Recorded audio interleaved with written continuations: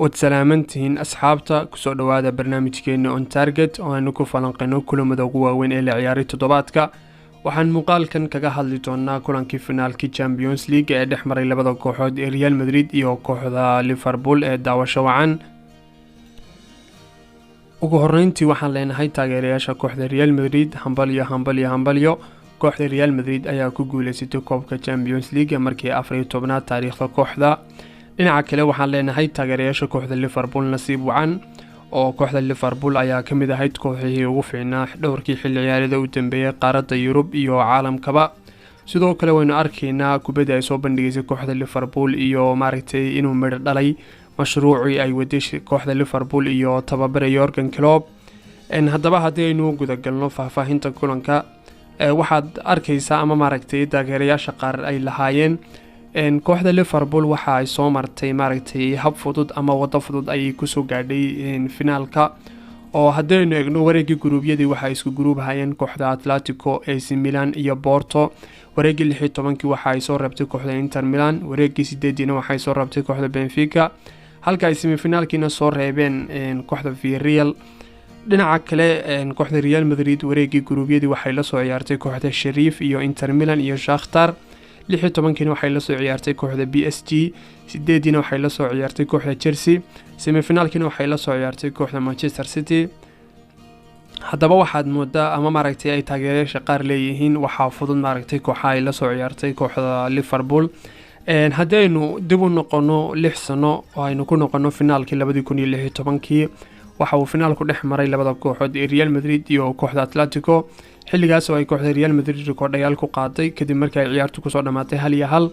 haddaba aynu eegno xilligaas labadii kooxood ee finaalkii isugu yimid Atletico Madrid iyo Real Madrid habkii ama maaragtay jidkii ay ku soo gaareen finaalka kooxda Atletico waxa ay soo reebtay marka laga yimaado wareegii guruubyada wareegii 16 waxa ay soo reebtay kooxda PSV ee ka dhisan wadanka Holland kooxdaas oo soo bandhigtay xilli ciyaareedkaas mid kamid ah kii ugu fiicnaa taariikhda kooxda oo waxa ay kooxda ku maaragtay ku soo reebtay rikoodhayaal kadib markii ay labadii ciyaaroodba ku soo dhamaadeen eber wareegii 8 dhamaadkiina waxa ay soo reebtay kooxda Barcelona oo watay macallin Enrique kooxda Barcelona oo xilligaas horyaalkii ka horeeyay kaas ku guuleysatay championka semifinaalkiina waxa ay soo reebtay kooxda Bayern oo watay xilligaas Pep Guardiola halka ay Real Madrid soo reebtay kooxaha maaragtay kooxda sida Roma iyo Wolfsburg iyo kooxda Manchester City oo xilligaas watay xilli ciyaareedkiisa ugu dambeeyay Pellegrini kulay maaha kooxda maaragtay hadii ay soo reebto kooxa adag semifinaalka 8 dhamaadka 16 hadii kooxda kooxa adag soo reebtay taa macnaheedu maaha in kooxda finaalka qaadi doonto dhinaca kale hadii ay kooxda kooxa yar maaragtay ama kooxa adag kolba kale la soo ciyaarto marna kama turjumayso kooxdaas inay qaadayso finaalka dhinaca kale haddii aynu sii guda galno maaragtay tactical iyo maaragtay fikradihii ay ku ciyaareen labada tababare aynu ka horeyno kooxda Liverpool waxaynu arkaynay inay ku soo gashay shaxda 4-3-3 oo waxaynu arkaynay inuu ka ciyaariyay Sadio Mane 9 balse Sadio Mane ayaa ahaa waxa loo yaqaan weeraryahanka xorta ah oo maaragtay weeraryahankaas oo maaragtay awood u leh ama xor u ah inuu u dhaqaaqo dhinaca midig oo ka qayb qaato kubadda dhinaca bidix xataa inuu soo saaro mid kamid ah daafacyada si uu u galo xerada ganaaxa mid kamid ah ciyaartooyda ka ciyaaraysa khadka dhexe Sadio Mane ayaynu arkaynay waxyaabihii uu sameeyay oo fursado badan abuuray oo xataa on target ama kubad khatar badan uu ka badbaadiyay Thibaut Courtois oo daqiiqo horeeyay haddaba waxaynu arkaynay inuu Casemiro oo raacanayay ama uu ka daafacanayay Sadio Mane ama uu ilaashanayay Sadio Mane taas bedelkeeda Jurgen Klopp waxa uu diyaar ahaa hadii Sadio Mane la qabto maaragtay sidee ayad uu Sadio Mane xor uga dhigi kartaa iyo aad maaragtay ugu banayn kartaa oo waxaynu arkaynay inuu Fabinho soo galayay ama uu ka faa'iideysanayay space-kii iyo masaaxadii u dhaxaysay kooxda daafaca khadka dhexe Real iyo daafaca Real dhinaca kale waxaynu arkaynay in kooxda Liverpool sameysay shoot on target badan ama maaragtay kubadda badan ay laaday oo ay dadaashay kooxda Liverpool ayaa maaragtay hayd kooxdii maaragtay fiicneed finaalka oo fursado badan abuurtay balse may awoodin inay goolal u bedesho kulay Liverpool xilli ciyaareedkan waynu saynu wada daawanay kooxda Liverpool hubabka ama maaragtay waxyaabaha ugu badan ay goolasha ka keeneen waxa kamid ah kubadaha crosska sida koornaha iyo free kickta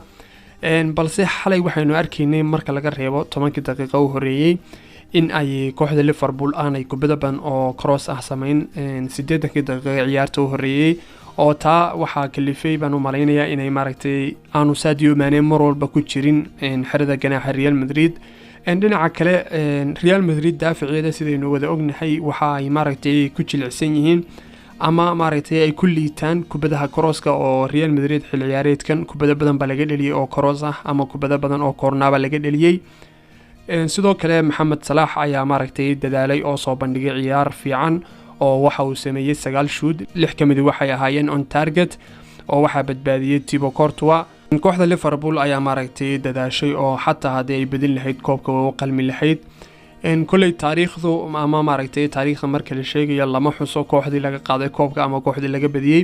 waxa la xusaa guuleystaha oo kaliya oo waxa la yiraahdaa sanadii xilliga waxa qaaday kooxdaas haddii aynu eegno caruuska maanta ee Real Madrid oo ah maaragtay kooxda Real Madrid oo kaga dhabaysay oraahdii ahayd ciyaaraha finaalka waa la qaadaa ee maaragtay lama ciyaaro taa macnaheedu oo ah maaragtay finaalka lagama baahna inaad maaragtay soo bandhigtid kubad qurux badan ama maaragtay inaad dadaashid balse waxa laga baahan yahay ciyaarta finaalka inaad fursadii aad heshid maaragtay ka faa'iideysatid oo maaragtay habka ugu fudud aad u qaadid haddaba waxaynu eegi doonaa kulay tababaraha Ancelotti oo maaragtay tababare ay falsafadiisa iyo maaragtay afkaartiisa iyo tacticalkiisu ay fudud yihiin ahna mid siiya ciyaartoydiisa xorriyad taama sida Modric, Benzema, Vinicius, Toni Kroos haddaba Carlo Ancelotti sidee ayuu ciyaarta maaragtay u maamulay ciyaartii finaalkii waxa uu u qaybiyay 4 qaybood 25 daqiiqo u horeeyay kooxda Real Madrid waxa ay ku ciyaaraysay daafac oo waxayna isku dayeysay maaragtay kubadda inay ka ciyaarto maaragtay daafaca 30 mitir ee goolwadaha goolaha hortiisa taas oo xataa markay Real Madrid kubadda qabsato waxay isku dayeysay inay maaragtay baas ciyaarto ay goolwadaha u celiso daafaca midigta geyso hadana bidixda geyso hadana dhexda geyso hadana ay daafaca u celiso taas oo Ancelotti rabay inuu maaragtay hoos u dhigo oo maaragtay dejiyo oo qaboojiyo isbiiradka iyo xamaasadda badan ee ay ku socdeen ciyaartoyda kooxda Liverpool waxaana kooxda Real Madrid ku daafacanaysay 30 mitir ee ka horeeya goolaha oo waxay daafacanaysay waxa loo yaqaano daafaca goobta waxa kale jira laba nooc oo ay kooxuhu daafacdaan wax loo yaqaano man to man oo ah inuu ciyaartoy walba ciyaartoy raacdo iyo wax loo yaqaano daafaca goobta oo ah inay kooxdu maaragtay 20 mitir tusaale ahaan kale ka daafacto 20 mitir hadaan ciyaartoy soo galin inaanay maaragtay aanay raacin ciyaartoyga haduu banaanka u baxo balse ay goobtaas ku sugaan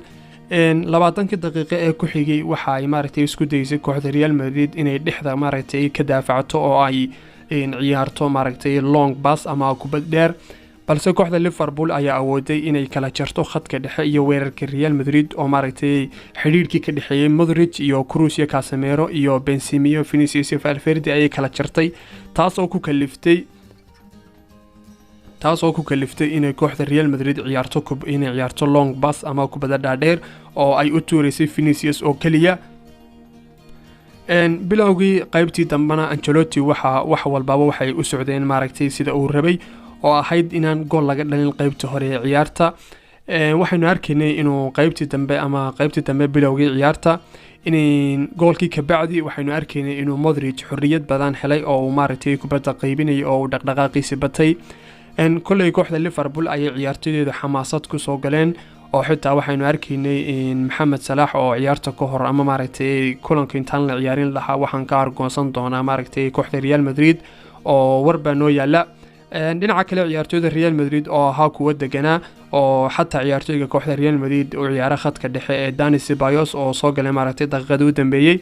ayaa yiri anigu waan seexan kari waayay finaalka ka hor oo warwar dartii maaragtay waan seexan kari waayay halka ay Modric, Kroos, Casemiro ay iyagu ciyaarayeen turub ama khamaar ay ciyaarayeen haddaba ugu dambeyntii hadaynu u guda galno maaragtay raggii koobkan 14aad u keenay kooxda Real Madrid ama si kale hadaynu dhigno hadaynu u guda galno ama aynu ka sheekeyno ama aynu amaano xidigihii finaalka oo ugu horeeyo Thibaut Courtois oo ahaa goolwadihii ama maaragtay boortihii ugu fiicnaa hadii ay noqoto maaragtay ciyaarta finaalka ama ciyaarihii hore isreebkii Thibaut Courtois waxa uu noqday goolwadihii ugu bandhiga fiicnaa finaalka Champions League taariikhda finaalka oo wali may dhicin inuu goolwade maaragtay ama boorta sameeyo bandhiga uu sameeyay Thibaut Courtois oo ahayd in uu maaragtay hal finaal gudihii inuu boorte ama goolwade uu sameeyo 9 sayf ama 9 badbaado oo haddaynu eegno finaalka boortayaashii ama goolwadayaashii ugu fiicnaa taariikhda finaalka ama taariikhda finaalada Champions League laga soo bilaabo 1955 ilaa 2022 waxaa laga yaabaa inay ahaayeen maaragtay labadii goolwade ama boorte ugu fiicnaa goolwadihii kooxda Manchester United Schmeichel sanadii 1999 iyo goolwadihii Real Madrid ama boortihii Real Madrid Iker Casillas finaalkii 2002 sidoo kale Real Madrid ayaa noqotay kooxdii ugu horeysay ee ciyaar ku soo bilowda afarta ciyaartoy oo maaragtay gaadhay ama ciyaaray 100 ciyaarood iyo in ka badan Champions League dhinaca kale waxaan arkaynay Federico Valverde oo ku soo bilowday kulanka ahaana caawiyihii goolka ciyaartoyga Federico Valverde ayaa maaragtay noqonayay kooxda Real Madrid marka ay daafacanayso waxa uu noqonayay daafaca shanaad kubaddu marka ay maaragtay dhexda marayso oo ay kooxda Real Madrid kubadda dhexda ka dhisaysana waxa uu noqonayay ciyaartoyga afraad ee khadka dhexe kubadda marka ay weerartamayso kooxda Real Madridna waxa uu noqonayay weeraryahanka saddexaad ee kooxda Real Madrid sidoo kale waxaynu arkaynay Carvajal oo maaragtay soo ceshaday waayihiisii fiicnaa oo soo bandhigay kulan fiicnaa taas oo yareysay saameyntii iyo maaragtay khatartii uu lahaa Luis Diaz oo maaragtay xataa ku kaliftay Luis Diaz in xil hore la bedelo oo maaragtay uu ciyaarta ka baxo isagoo ka helayay maaragtay garab iyo kaalmo ka helayay Federico Valverde xataa dhinaca kale waxaanu arkaynay Vinicius Junior oo isna maaragtay sidii caadada ahayd soo bandhigay kulan fiicnaa sida aynu uga baranay xilli ciyaareedkan Vinicius Junior ayaa xilli ciyaareedkan ku lug lahaa 42 gool isagoo maaragtay dhaliyay 22 gool caawiyayna 20 gool waxa uu noqday ciyaartoygii ugu horeeyay ee finaal ka dhaliya gool isagoo ka mid ah ciyaartoydii dhalatay 2000 iyo wixii ka dambeeyay xataa waxaanu arkaynay Casemiro oo maaragtay soo bandhigay ciyaar fiicneed wala uu maaragtay ay jirtay ama uu sameeyay misbaas badan ama maaragtay baasas badan oo khalday laakiin waxa uu isku bedelay daafaca saddexaad 10 daqiiqo u dambeeyay daqiiqadii 8aad kadib Casemiro waxaad moodaysay inuu maaragtay ahaa daafaca saddexaad oo uu ka dhex ciyaariyay Militao iyo David Alaba ugu dambeyntii kooxda Real Madrid ayaa maaragtay koox khibrad u leh koobkan Champions League oo haddaynu eegno kadib markii ay Real Madrid ku guuleysatay Champions League 9 ka mid ah 24 ciyaartoy ku jiray liiskii ciyaartoydii loo soo doortay inay ciyaaraan finaalka Champions League 9 ka mid ah maaragtay waxay ku guuleysteen koobkan markii shanaad waxayna maaragtay kala ahaayeen Marcelo, Dani Carvajal, Modric, Kroos, Casemiro, Karim Benzema, Gareth Bale iyo maaragtay Isco waxay intaasoo ciyaartoy maaragtay waxay ahaayeen ciyaartoydii markoodii shanaad qaaday koobka Champions League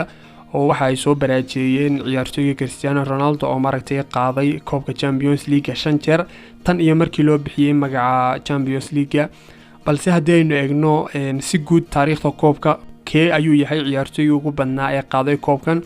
waxa uu ahaa haligii hore Real Madrid Francisco Quinto waxa uu koobkan ku guuleystay 6 jeer